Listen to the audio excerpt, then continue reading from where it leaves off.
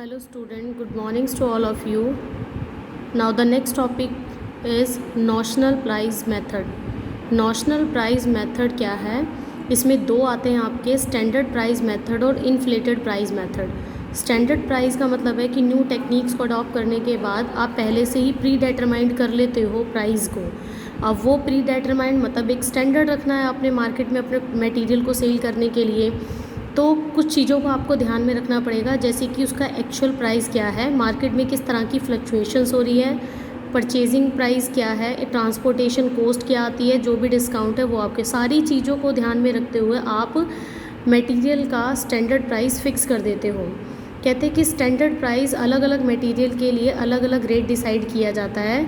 इसमें cost price को ध्यान में ना रखते हुए आपने स्टैंडर्ड प्राइस ही ध्यान में रखता है, दोनों को बीच का जो भी डिफरेंस होगा वो मटेरियल का प्राइस होगा। कहते हैं जो भी स्टैंडर्ड प्राइस मेथड है इसके प्लस पॉइंट क्या है, सबसे पहले ये इजी मेथड है, क्योंकि मार्केट की फ्लक्चुएशंस के अकॉर्डिंग ही आप उस मटेरियल का रेट डिसाइड कर लेते हो। सेकंड कहता है कि क्रय कुशलता की जानकारी, यानी कि इस मेथड को यूज़ करने से आपको एफिशिएंसी का पता चल लग जाता है। अगर आपकी टोटल कॉस्ट आपकी स्टैंडर्ड कॉस्ट से कम है तो नेचुरल सी बात है लोगों की परचेजिंग पावर ज़्यादा होगी। अगर आपने मार्केट का रेट ज़्यादा रखा, आपकी टोटल कॉस्ट कम आ रही है, तो नेचुरल सी बात है अनफेवरेबल पोजीशंस आ जाएगी। फिर आता है विक्रय मूल्य का पूर्व अनुमान। विक्रय मूल्य का यानी कि आप मार्केट में जो उस प्रोडक्ट को जब बेचने जा रहे हो तो आपको पहले से ही एस्टिमेशन हो जाता है कि इसका रेट क्या रखा जाएगा। अब इसकी डिसएडवांटेजेस क्या है? डिसएडवांटेज ये कई बार बहुत ज़्यादा मार्केट में फ्लक्चुएशंस आने की वजह से मटेरियल का सही तरह से रेट डिसाइड नहीं हो पाता और हमें रेट डिसाइड करने में काफ़ी ज़्यादा प्रॉब्लम होती है।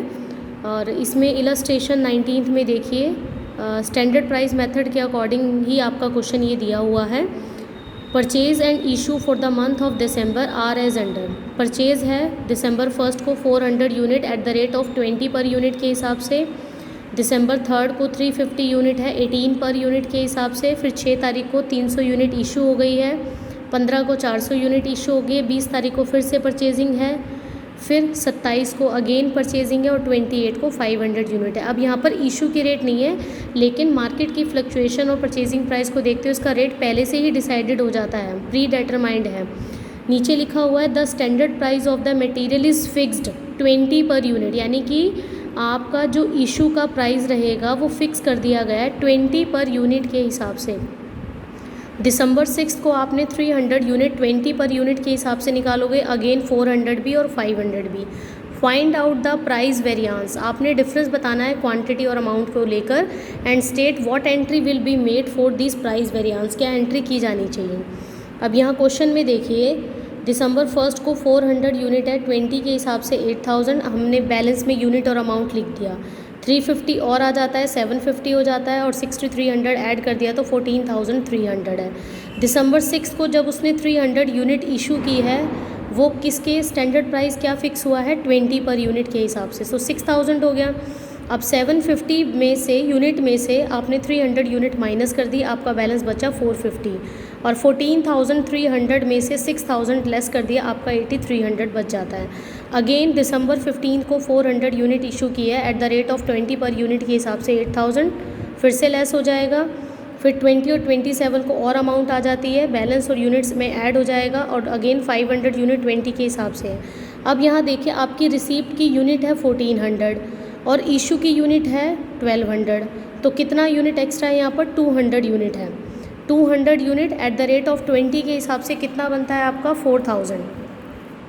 इट मीन्स यहाँ पर देखिए पेपर पे समझा रही हूँ मैं आपको कि आपके पास 200 यूनिट बचता है 20 के हिसाब से, ये बचा 4000 रुपीज़। फिर यहाँ पर देखिए कि रिसीप्ट की जो अमाउंट है वो 28,550 रुपीज़ है, इशू का 24,000 है, तो 28,550 में से 24,000 लेस कर दिया, आपके पास 4,550 रह जाता है। अब आपका एक्चुअल तो 4000 है और स्टैंडर्ड आपका 4,550 रुपये का है, यानी कि ये क्या है, ये फेवरेबल नहीं है, ये अनफेवरेबल बैलेंस आ गया आपका 550 रुपीज़ का। ये इस तरह से आपने प्राइस वेरिएंस कैलकुलेट कर लिए। इसी का ही नेक्स्ट टॉपिक आता है इन्फ्लेटेड प्राइस मेथड। पहले आपका नॉशनल प्राइस मेथड में फर्स्ट हमने कर लिया स्टैंडर्ड प्राइस मेथड, और जिसमें स्टैंडर्ड का इशू का रेट जो है पहले से ही डिसाइडेड हो जाता है। सेकंड आता है इन्फ्लेटेड प्राइस मेथड। इन्फ्लेटेड का मतलब है कि आपके मार्केट की पोजीशन या फिर सीजनली इफेक्ट होने के कारण प्राइजेज़ में फ्लक्चुएशंस आती रहती है, फिर चाहे वो टाइम को लेकर हो या फिर जलवायु से यानी कि किसी भी मौसम से लेकर हो। जैसे मान लो यदि किसी वस्तु का वजन नमी के कारण या भाप बनकर उड़ जाने के कारण उसका वेट कम हो जाता है, तो क्वेश्चन ये अराइज होता है कि उसकी जो इवेल्युएशन है वो किस रेट पर की जाए। तो इन्फ्लेटेड प्राइस मेथड ये कहता है कि वेट अगर लोडिंग के टाइम पे कम हो गया है तो आपको उसी के अकॉर्डिंग उसका रेट डिसाइड करना है। सपोज़ कीजिए कि 200 kg मटेरियल 2 पर kg के हिसाब से 400 रुपीज़ में आपने परचेज़ किया, लेकिन इवेपोरेशन की वजह से वो 180 उसका वेट रह जाता है, तो क्या रेट डिसाइड होगा इसका? एक्चुअल था 400 में परचेज़ किया और आपका 180 रह गया 200 kg की जगह, तो कितना परचेज़ किया जाएगा? 2.22 रुपीज़ के हिसाब से। तो इसी रेट के हिसाब से ये इशू कर दिया जाएगा। 20th क्वेश्चन में ये कहता है from the following particulars prepare store ledger of Y material for the month of August using FIFO method. ये ध्यान रखना है, यहाँ पर वो कह रहा है कि इन्फ्लेटेड ही लेना है, लेकिन आपने first in first out method को यूज़ करना है। लास्ट में क्वेश्चन के दिया हुआ है वेस्टेज ऑफ मटेरियल 10% और 60 kg हैव बीन एस्टिमेटेड, कि एवरी इशू ऑफ मटेरियल पर 10% रिसीप्ट ऑफ मटेरियल पर 10% की वेस्टेज हुई है जब हमने ख़रीदा था, क्योंकि ख़रीदते ही के बाद ही जो तो लोडिंग अनलोडिंग के टाइम कुछ कम हो जाता है तो उसका वेट किया जाता है कि हम कितना केजी लेकर आए थे और कितना केजी आपका रह चुका है। अब देखो 200 kg का 2.50 के हिसाब से देखिए,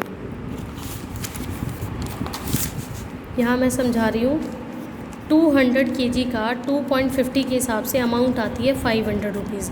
अब आप कहोगे मैम 200 लेकर आए थे लेकिन इस पर 10% की वेस्टेज होगी। 10% का मतलब है -20, क्योंकि इसका अगर मैं 10% करती हूँ तो 20 आता है, तो कितना रह गया यहाँ पर? 180 आपका रह जाता है।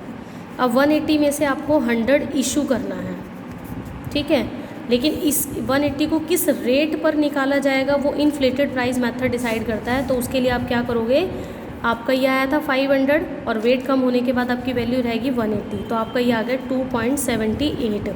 इसका मतलब जो 100 इशू करना है वो किस रेट पर करना है आपको? 2.78 के हिसाब से, ठीक है। यहाँ पर देखिए 100 का 2.78 के हिसाब से 278 रहा। अब क्वांटिटी बैलेंस आपको पता ही है। नेक्स्ट 100 kg है 3 रुपीज़ के हिसाब से 300 हुआ। अब इस 100 kg में अगर मैं 10% की वेस्टेज कर दूँ तो कितना रह जाता है यहाँ पर? बैलेंस 90 रुपीज़ रह जाता है आपका, ठीक है, लेकिन एक्चुअल 300 आ रहा है, तो 300 अपॉन में 90, रेट कितना हुआ? 3.33 हुआ। नेक्स्ट आपका रिसीप्ट है 300 रुपये, कितने के हिसाब से? 2 रुपये के हिसाब से, कितना हुआ? 600 रुपये। और इस 300 रुपये में 10% की वेस्टेज हुई, मतलब 30, यानी कि बैलेंस कितना? 30 आया यहाँ पर, बैलेंस कितना रह गया? 270। तो 270 से यहाँ पर कर दिया हमने माइनस, तो ये डिवाइड, तो ये 2.22 रुपीज़ आ गया। अब बात ये है कि यूजिंग फीफो मेथड, कि फीफो मेथड को यूज़ करते हुए आपको इस 200 रुपीज़ को कंप्लीट करना है। अब यहाँ देखिए आपका 200 में से आपको 100 इशू करना था, लेकिन 180 का बैलेंस था, फिर ठीक है आपका यहाँ पर 80 रुपीज़ रह गया। अब 200 कंप्लीट करने के लिए अभी 80 यहाँ पर बैलेंस पड़ा हुआ है ना, क्योंकि 180 में से अगर 100 इशू हो गया, 80 यहाँ पर आपका बैलेंस है। 80 बैलेंस का मतलब है कि आपको फर्स्ट इन फर्स्ट आउट, पहले इसमें से 200 रुपये कंप्लीट करने हैं। अगर 200 में से 80 रुपीज़ निकल जाते हैं तो अभी भी आपका 120 है, और नेक्स्ट आपका कितना बचता है? 90 यहाँ पर निकाल दो, फिर कितना बचा? रिमेनिंग बैलेंस आपका 30 तो यही है। तो हर एक रेट के हिसाब से अब फर्स्ट वाला जो 80 है वो आपका किस रेट के हिसाब से आएगा? फर्स्ट इन फर्स्ट आउट का रेट, और वो क्या था? 2.78। और नेक्स्ट 90 किसके हिसाब से जाएगा? नेक्स्ट जो हमने निकाला था 3.33 के हिसाब से, और नेक्स्ट 30 आपका जाएगा 2.20 रुपीज़ के हिसाब से। इस तरह से 200 यूनिट आपकी पूरी हो जाएंगी इशू की, और आपका रेट आ जाएगा। नेक्स्ट 27 को यहाँ पर लिखा हुआ है कि 240 आपने निकालने हैं, तो 240 निकालने के लिए आपको लास्ट ही पड़ा हुआ है, क्योंकि 270 आपके आते हैं, तो 30 रुपीज़ की आपकी शॉर्टेज हो जाती है। तो आपने इस 240 को किस रेट के हिसाब से निकालना है? 240 को 2.22 रेट के हिसाब से निकालना, आपका ये आंसर आ जाएगा। तो इसी तरह से इन्फ्लेटेड प्राइस मेथड का यूज़ किया जाता है। Thank you.